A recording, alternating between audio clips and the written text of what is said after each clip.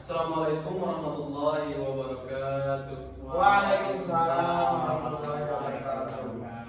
Apa kabar anak-anak semuanya? Baik, Pak. Sebelumnya kita absen dulu ya. Baik, Pak. Siapa yang tidak hadir hari ini? Ada satu orang, Pak. Siapa tuh? Rokaida, Pak. Oh iya, kenapa dia nggak masuk? Sakit, Pak. Baik. Baiklah, materi kita pada hari ini yaitu ciri-ciri makhluk hidup. Sebelum masuk di materi, alangkah baiknya kita berdoa kepada Yang Kuasa. Semoga kita dapat memahami materi kita pada hari ini. Berdoa dimulai. Berdoa selesai. Baiklah, masuk materi yaitu ciri-ciri makhluk hidup. Sebelumnya Bapak ingin bertanya, apa sih yang dimaksud dengan makhluk hidup itu?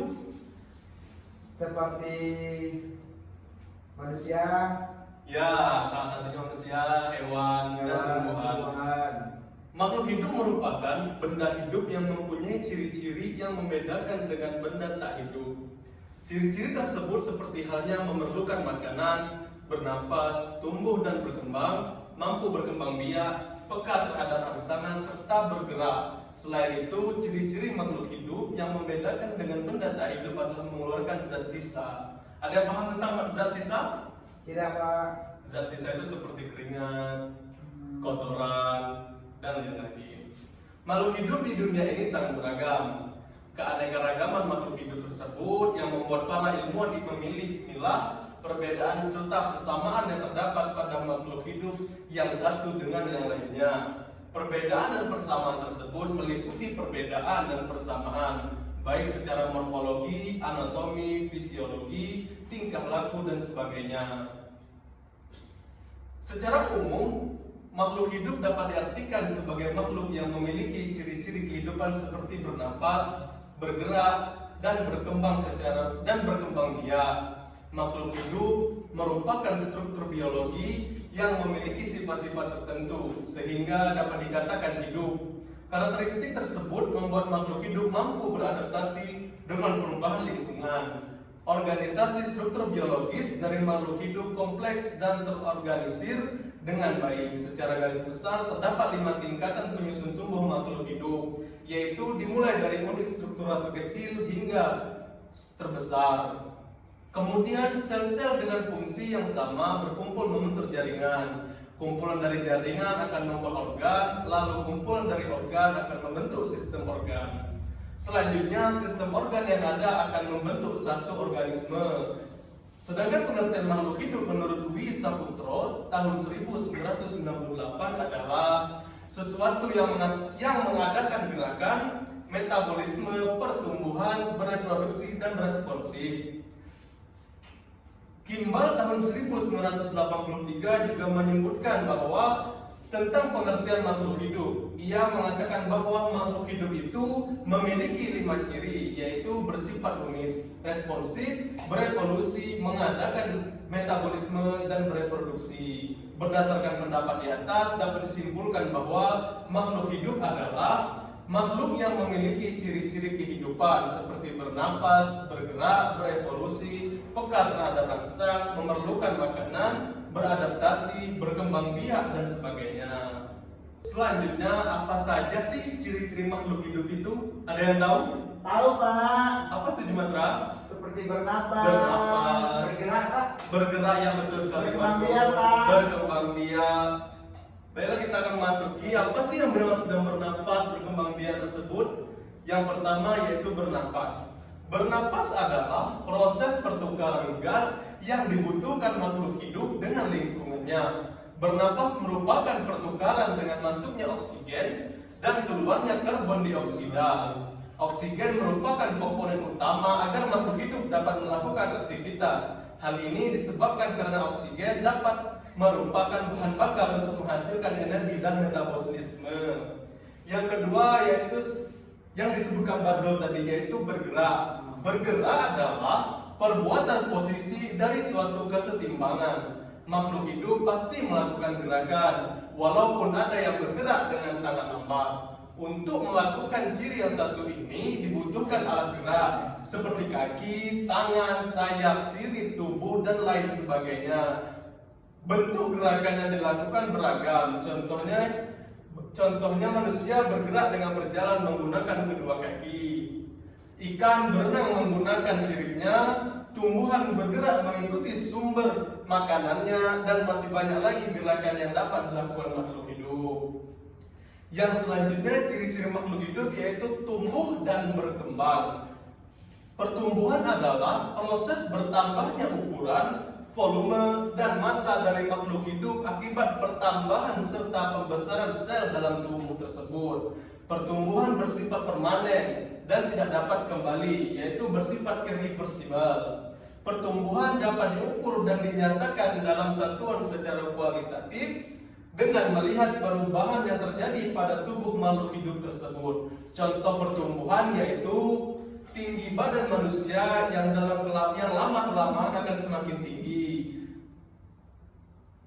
Namun manusia terlihat lebih pendek karena perubahan kondisi tulang dalam mempertahankan postur tubuh.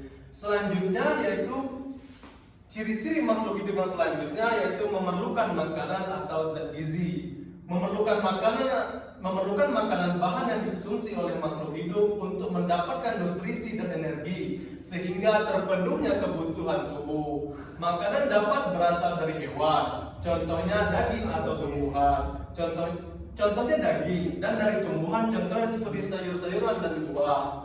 Banyak jenis tumbuhan yang dapat menghasilkan makanan melalui proses fotosintesis. Makanan dibutuhkan untuk menghasilkan energi agar dapat melakukan aktivitas, memenuhi nutrisi untuk proses pertumbuhan dan perkembangan, serta mengganti sel tubuh yang rusak dengan berbagai proses dalam tubuh. Makhluk hidup mengkonsumsi makanan yang berbeda-beda sesuai dengan struktur dan kebutuhannya. Contohnya manusia memakan daging juga tumbuhan, kambing memakan rumput, dan singa memakan hewan lainnya. Sistem organ untuk mengolah makanan disebut sistem pencernaan yang terdiri dari organ-organ pencernaan. Ciri-ciri selanjutnya yaitu berkembang biak. Apa sih yang dimaksud berkembang biak? Berkembang biak tersebut merupakan upaya yang dilakukan makhluk hidup untuk memperbanyak keturunan dan mempertahankan jenisnya. Setiap makhluk hidup memiliki cara berkembang biak yang berbeda-beda. Pada hewan terdapat 3 macam cara berkembang biak, yaitu melahirkan atau beranak, atau yang sering kita dengar seperti vivipar. Contohnya manusia. Bertelur atau ovipar, contohnya seperti ular. Gabungan atau yang sering kita dengar seperti ovovivipar, yaitu cara berkembang biak di mana embrio terus berkembang di dalam telur dan telur tersebut tetap menetas di dalam tubuh induknya. Lalu embrio dikeluarkan dengan cara melahirkannya. Contohnya yaitu ikan hiu. Sedangkan tumbuhan berkembang biak melalui 2 cara, yaitu perkembangbiakan tumbuhan secara generatif, yaitu dalam proses kawin melalui penyerbukan dan pembuahan. Proses ini mempertemukan sel kelamin jantan dengan sel kelamin betina dengan penyerbukan. Perkembangbiakan pertumbuhan secara vegetatif yaitu proses perkembangbiakan secara tak kawin. Proses ini dapat berlangsung secara alami maupun buatan. Ciri-ciri makhluk hidup selanjutnya yaitu beradaptasi. Ada yang tahu beradaptasi itu apa? Saya Pak. Ya, gimana? Menyesuaikan diri dengan lingkungan Pak. Ya, benar sekali. Adaptasi adalah kemampuan makhluk hidup untuk menyesuaikan diri dengan lingkungannya. Karakteristik tempat tinggal makhluk hidup di bumi tentunya berbeda-beda. Nah, kemampuan adaptasi makhluk hidup akan membentuk tubuh, fungsi alat tubuh, dan tingkah laku sesuai dengan lingkungannya. Contoh adaptasi adalah beruang kutub akan menyesuaikan diri dengan keadaan kutub yang dingin. Sedangkan beruang madu akan menyesuaikan diri dengan keadaan hutan. Ada 3 macam adaptasi. Yang pertama yaitu adaptasi morfologi, merupakan adaptasi dari bentuk dan struktur tubuh terhadap lingkungannya.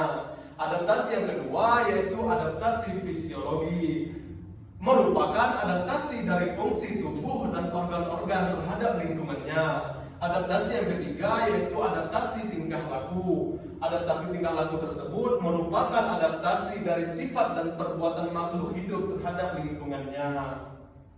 Ciri-ciri makhluk hidup yang selanjutnya yaitu mengeluarkan zat sisa.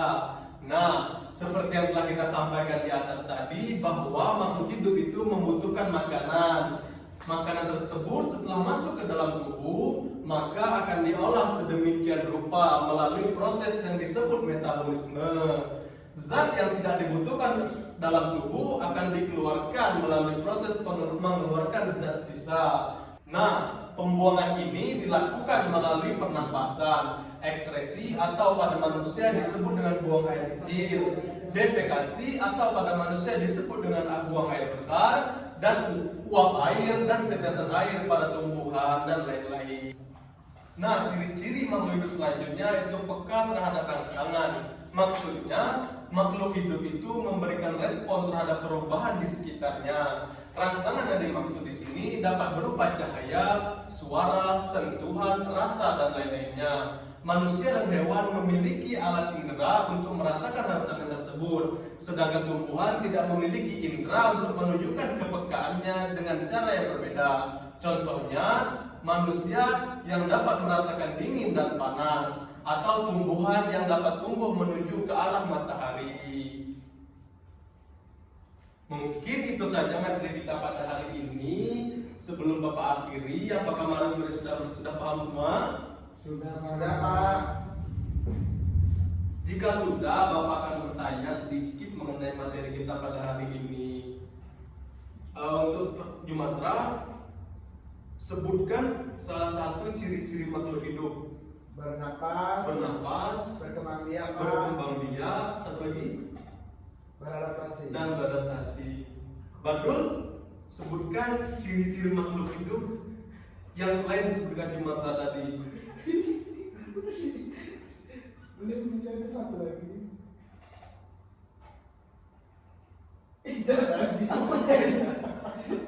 Ya bergerak. Oh, bergerak. Mengeluarkan sisa.